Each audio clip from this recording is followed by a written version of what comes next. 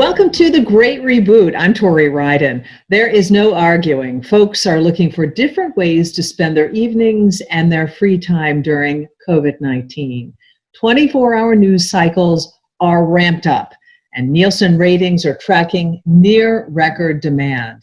Netflix, Amazon Prime, Hulu, etc. They're all reporting new memberships and subscribers around the globe. In Italy and Spain, for example, first-time installs of Netflix's app were up 57% and 34% respectively. That's according to Sensor Tower data.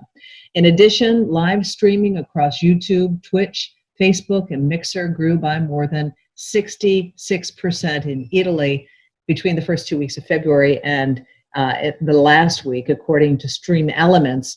And viewers were watching nearly double the number of channels. Bottom line, during a crisis, TV viewing booms as consumers ramp up media consumption to stay informed, as well as to kill time. And people are also streaming a whole bunch of other information. The arts could be saving all of us. And that is really good news for those of you who are watching us here on The Great Reboot. And it's also really great news for our special guest here on The Great Reboot, Jessica Esch. Jessica is, for the past 20 years, her concise yet profound words and clean images have expanded people's hearts, minds, and way of being in the world. Her work has appeared in the Sketch Note Handbook by Mike Road, Arcade, and Harvard Graduate of Education's Ed magazine. Now, prior to co-founding Shinebolt, in 2019, she learned about her community from the ground up at United Way of Greater Portland, where her work reshaped how United Way interacted with the world. Jessica is an amazing writer and illustrator. And Jessica, I want to welcome you to The Great Reboot. I love what you're doing and the fact that you're using your art and your craft to lift people up. You're spreading ideas, and you're also just lifting communities all around the globe. How many states is your work appearing in now? The images have been downloaded in 26 states and 3 countries. That's amazing. Yeah. I mean, are you kind of blown away by this? Yeah, I mean, I've never seen any of this stuff coming. So anything that kind of happens now, it's been impressive. I mean, when you create things, you hope that, people will kind of get what you're doing and want to share them. And it's always a hope. And it's been crazy to see it actually happen. So I know the inspiration is COVID-19. I saw in one of your posts the other day, you said that you were inspired by standing in the grocery store line. And I'm wondering, there are, some people might think it's a limiting time, but are you finding it otherwise? Are you finding inspiration everywhere for your amazing illustrations? I'm not sure if I would call it inspiration. I'm freaking out. And these illustrations that I create are my way of managing my anxiety about what's going on now. And it's what I want to try to convey and put out into the world. So one thing that's happened throughout all this is like I feel things so much more intensely now, and I'm more loose, and I'm freaking out. I don't know what to do. The illustrations allow me to do something, but I'm overwhelmed with my love of everything.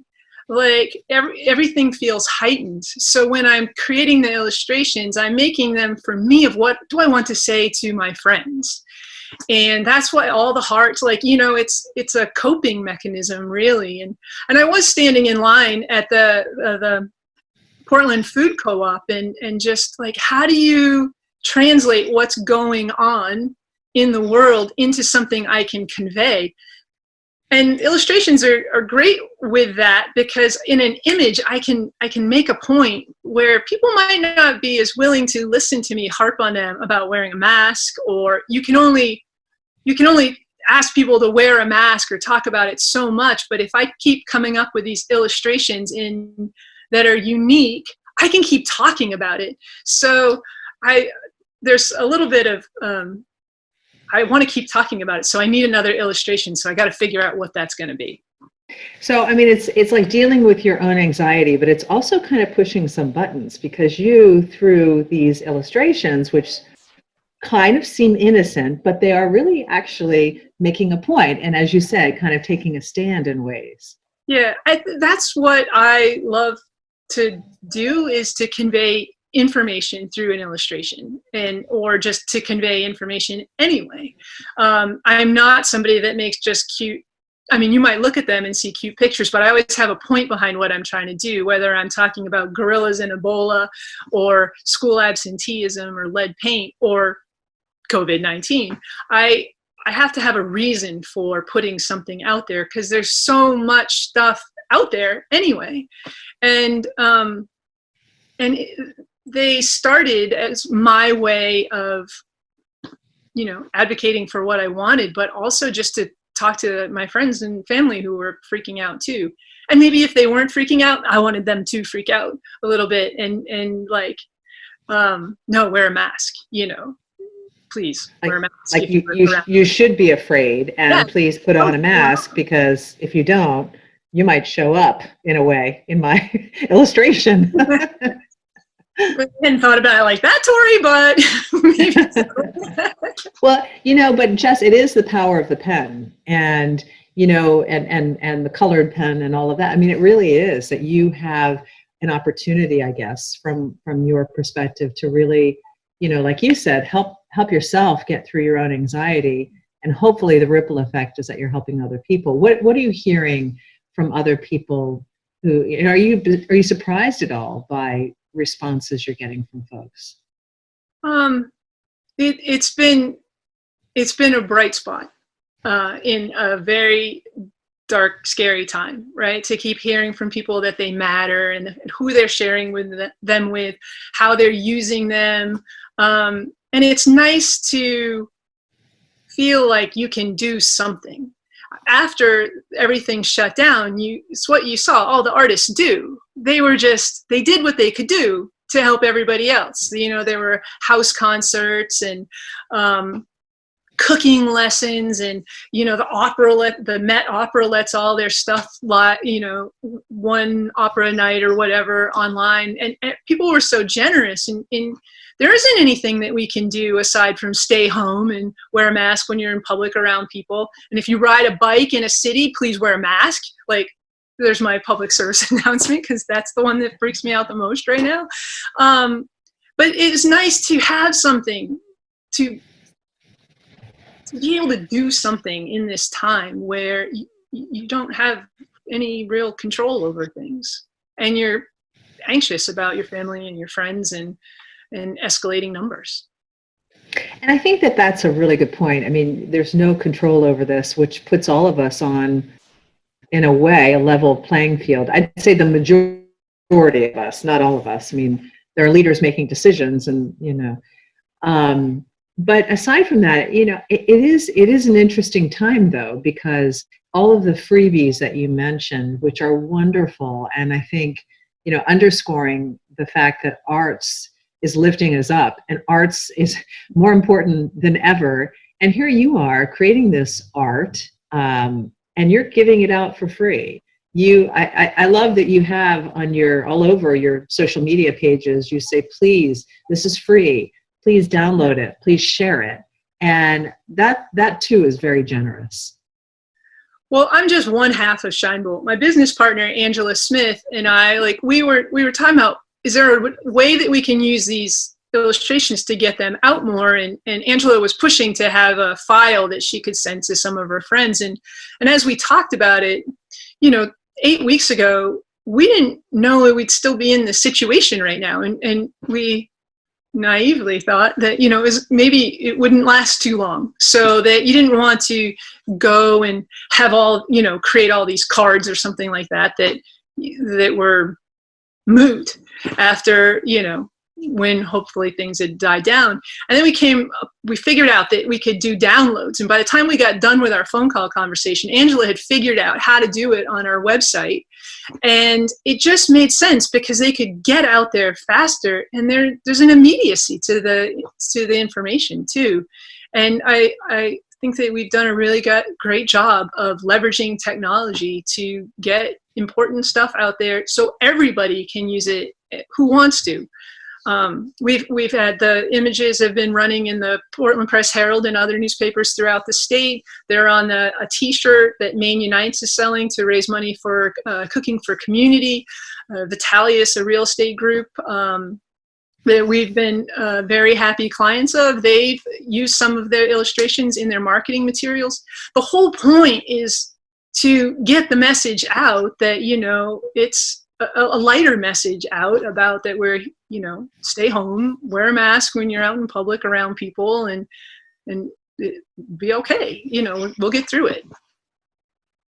So let's talk about that T-shirt, and let's talk about the actual message that is on the T-shirt, and the one that you designed and that's now being used to help raise money for Cooking for Community, which is an incredible effort, which is to get food. It's to help to get food out to people who are hungry, out to the immigrant community, but it's also to help restaurants sustain themselves and to cook and be able to pay people. I mean, it's just this amazing, beautiful ripple effect. Yeah. So you must be proud, first of all, that your image is on a T-shirt that's associated with such a great Cooking for Community. Is just a great organization. So let's talk about it. I want you to explain you know, what you drew and the illustration and how you came up with it, because it's brilliant. Okay, I don't know how I came up with it. I'm going to be the first person on the first person to tell you that, like, I don't know where the idea came from. I grabbed it when I had a chance. I drew a sloth. I had a sloth hanging from the tree, and I just added the word Sloth the Spread. And I thought it was a one-off. You know, I thought this was something that I would post on social media. It made me laugh. I figured you can get more flies with honey, you know. So I figured if I could get this message out in a fun way that people, you know, might get a chuckle out of it, but also they might grok that something's happening. So that was one of the illustrations that the Press Herald started running in the paper. And John Fay from Atlantic Sportswear saw it, and he got a chuckle out of it. He went, downloaded the image, and then sent us a note through the website and was like, oh, we have this philanthropic arm called Maine Unites. We make T-shirts for different organizations. We do up to 250 of them, and all proceeds of the T-shirt go to whatever organization.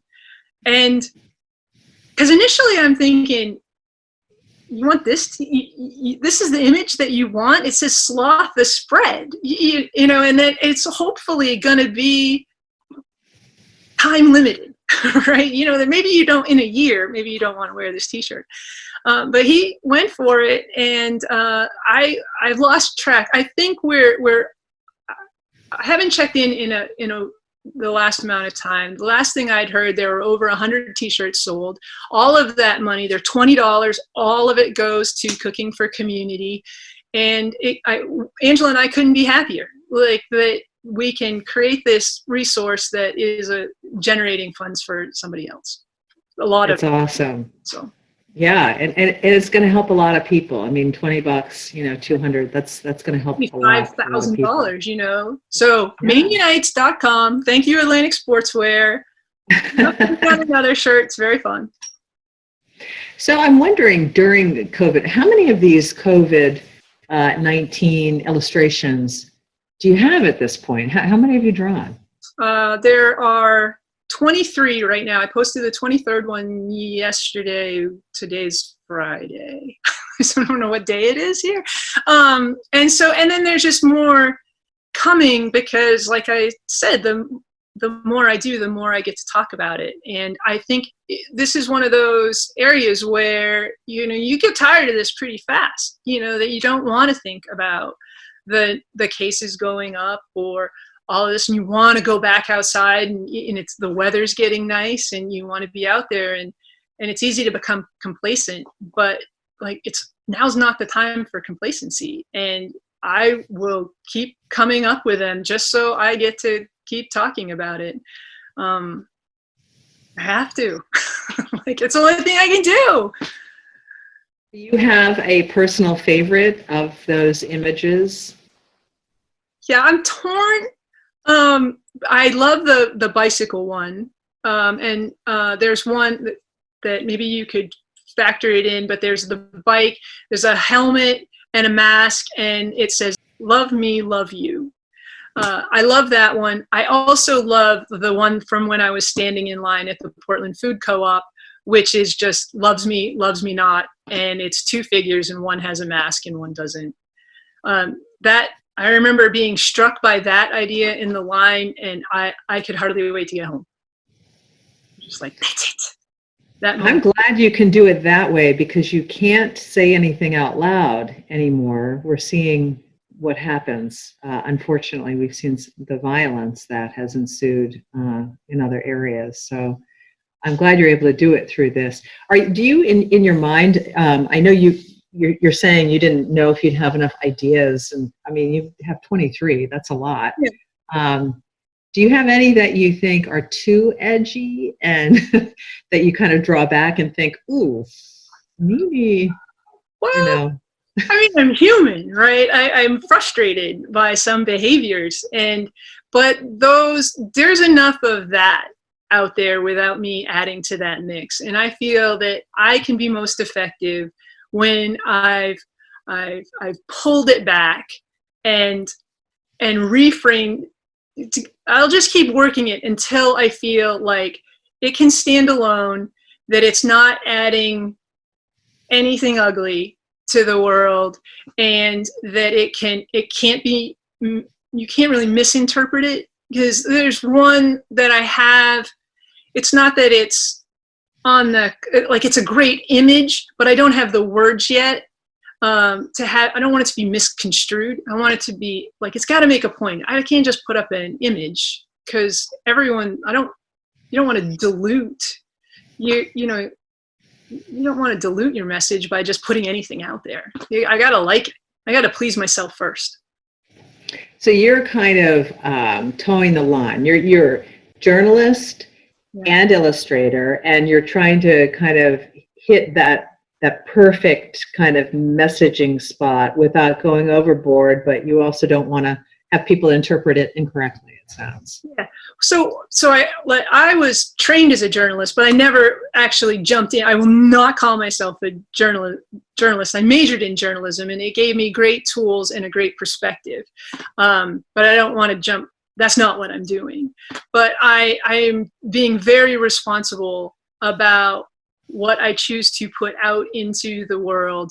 I make sure that I know what I'm talking about, and I'm not just going to put anything out there, because there's enough of that stuff out there, right? If it doesn't help, I'm not going to do it.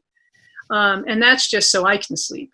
And it's what I've done before all the COVID illustrations. I go to book readings, and I take sketch notes, which is basically I add pictures to my notes, and I share them. And it's my way of supporting my local bookstore that I love, print bookstore. And it's also my way of thanking the author, because I can only buy one book, but I might be able to turn other people on to them, or strengthen their relationship with an author that they love. And I've done a lot of that with the Illustration Institute too, which Shinebolt now partnering with on a print collection to help raise money for what they do. So will this, in turn, all of your illustrations wind up in a book that you sell? So you are the second person that's brought that up, and I haven't even got there. It sounds like you have to. I mean, it's kind of a soft sell. I mean, really, you ought to. It's right there. Yeah. You got the great material. That my business partner sees this, and then she'll just run with it, and I will follow along. I hadn't thought about it, because right now I'm so in the moment of, I want to have this be done so I can go see my folks, and I can hug my friends. And I want to know what normal looks like after this, because I know it's going to be different. But I want as much normal back as I can, as fast as I can get it. Well, along that line of wanting normal back, but also conceding that things very likely won't go back exactly to where they were. They can't.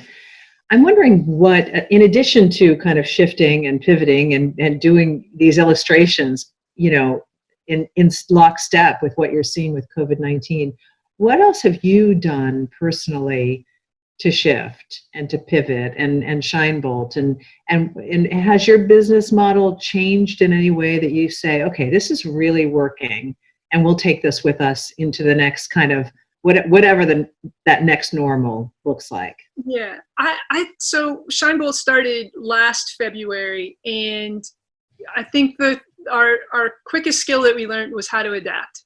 And we were actually getting ready to launch phase 2 of our company, like our own little reboot. We were supposed to set up for a trade show 18 hours after Governor Mills shut down gatherings of 50 people or more. So we had the Illustration Institute collection. We had my work that was going out, and we were ready. and then life happened, and so we know we do wholesale and we do retail. We know that it's looking very different for our wholesale customers. And Angela was just on a call the other day and got a glimpse of what it looks like for retail, and how they have to change up, and how, like, if, people are accustomed to going in a store and picking up certain things. And, so maybe like all cards have to be in vellum, or if you're going to buy a print from us, probably it's going to be in a bin and you have to flip through it. But that's not going to fly going forward, at least for a while. So we've got to think about not only what our products are, but how are they packaged and handled in the stores. And, do we switch up and say that if you are one of our galleries, we'll let you sell online, our stuff online, just as a good faith to, because we weren't planning on that, because we rely on the retail sales, to come through our website. But I mean, that's something that we're looking at exploring, and we're just getting a grasp of what that looks like. I do think that the downloads in some form will stay. It's in my nature and Angela's nature to share, and it's a give back. And the things that I make illustrations about are not generally sexy things, Tori. Like, I mean, why lead paint is really dangerous. I do illustrations that are trying to convey information and talk about, like, the history behind the Armistice Day that I didn't know until I read this article.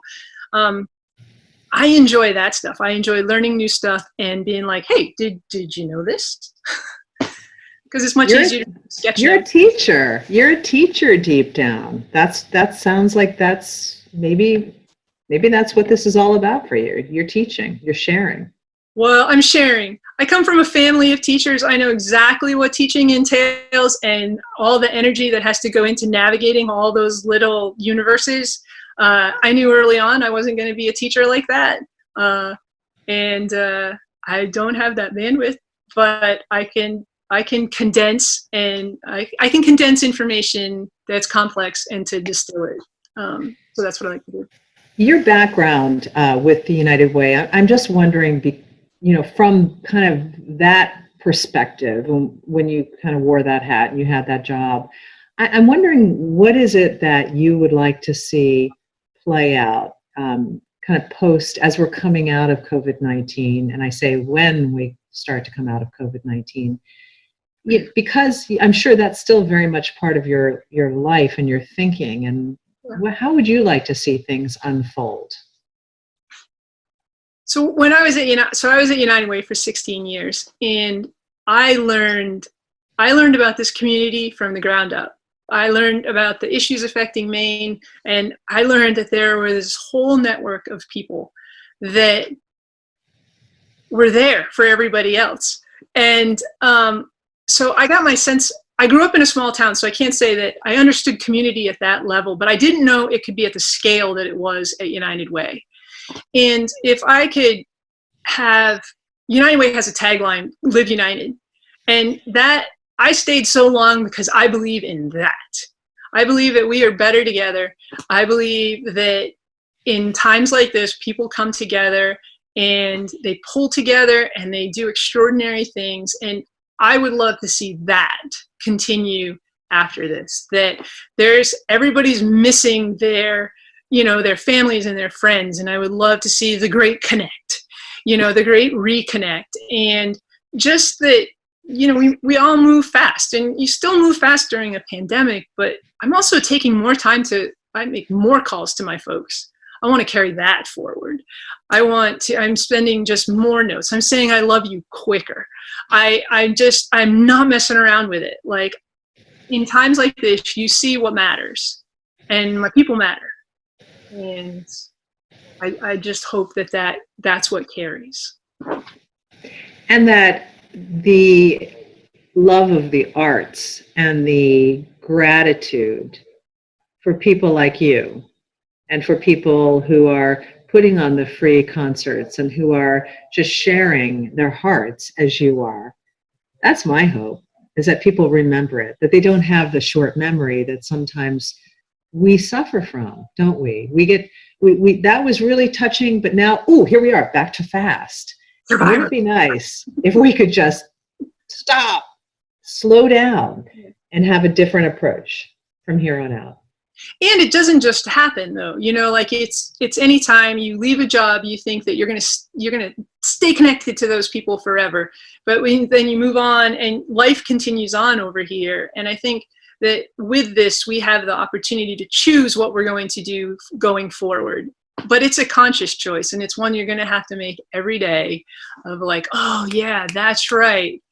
Illustration Institute, Mayo Street Arts, Space Gallery, Eric Betancourt, all these people showed up when I needed them. And the hope is that they will show up and support them when we're out of it. You've already been featured in some really great places, but I'm wondering, what is your dream kind of place to show up? Where, when somebody picks you up, who is it who picks up your illustrations and you'll say, wow, yeah, I've made it, Today for me, if Dr. Shaw would see my illustrations, I would be like, please and thank you. Like, if the Maine CDC knew that, like, this is what was getting reflected to them, or that there's this resource that is just solely behind what they're doing. And like,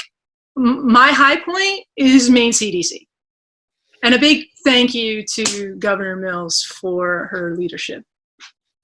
So Dr. Shaw is the head of the Maine CDC. There are a lot of people who are watching who don't know about Maine, and he's come out every day, and he's kind of unflappable, I'd have to say. He's done like an amazing job, and I think you kind of watch what's happening, and I don't want to say his career is being made, but for me, when I watch people, I can see, like, are they somebody I'm going to continue paying attention to? Or he has risen to the challenge, and his daily briefings have been great. And so after the Maine CDC, I'll go to any CDC all around the country. That would be the most amazing thing for me. That's wonderful. I thought you were going to say, like, London, or some top magazine or newspaper, but that speaks to who you are. It's about the information, though, right? Like, it's about, like, this isn't about me. This is about staying home to get slow the spread, to wear masks when you're around other people, so as an act of love for them, so they don't catch what you maybe don't know that you have. It's just getting out of this thing. Yeah, we got to get out of this. We got to get out of this healthy.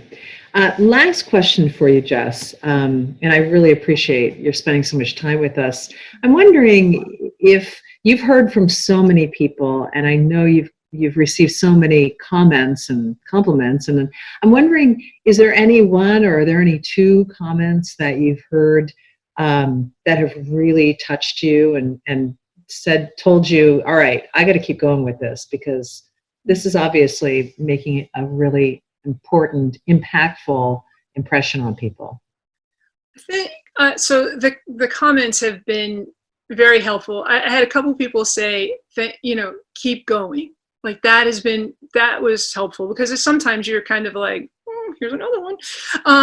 But there's also on maybe it was Wednesday night. I had a hard day, and I can't exactly pinpoint what exactly it was that like sent me. Mm-hmm. And I felt like I needed to say something, but I didn't have any words because I was so freaked out. Like I couldn't process everything. And so I just drew a bunch of hearts, and I sent it to Angela when it was done. And I said, look, I'm posting this on mine. I don't know if we should do it as a download or not. And it hasn't actually come up as a download, but I could. And I was so surprised that after just writing underneath it, some days are harder than others, hang in there, XOXO. That was nuts. Like, and everybody was like, oh, today was such a hard day. I needed this. This was a bad day, bad day, bad day. Like over and over and over. And I didn't know everyone else was having a bad day, and it was like, oh, we're together, right? Better together, live united. I'm like, oh yeah. Like, and if I can provide some sort of comfort by providing myself the comfort, right? By like taking care of me allows me to take care of other people, and then they can use that to share it with others and do the same. Like, that's a pretty good deal. I mean, what a great way to know that all the messaging you're trying to put out there is actually rushing back to you. I mean, that's like that in itself was a virtual hug for you. Yeah. And that's nice too, because you can feel really alone in this time, and I can put these things out, and I get to engage with all of the, with the comments back. If somebody takes time to reply, I can chime in, and it feels good. I'm wondering if you would share with folks where they can see all of your images. We're going to feature some during this show, but is there a website you can send them to as well? Yeah, if you go to shinebolt.com, you scroll down through the banner head there, and you'll see the whole collection. You click view all, they'll be there. They're free to download. Share them anywhere. If you want to put them on a t-shirt, just reach out through, like John Fay did, through the website. We're happy with any, non-commercial use of them. So please go and check them out. And my little trick is that they are not built for Instagram in terms of being square. So a little Instagram lesson: in the left-hand corner, there's this little thing that looks like this. If you click that, then you'll get a rectangular image, and you won't cut off the free download at shinebolt.com, so other people will know where you got it. Jessica Esch, Illustrator, co-founder of Shinebolt. Shine on, lady. I love what you're doing. It's awesome. Just keep up the great work. And really, I love your reboot. And thanks for sharing your story with us here. It's really inspirational. Thanks for having me.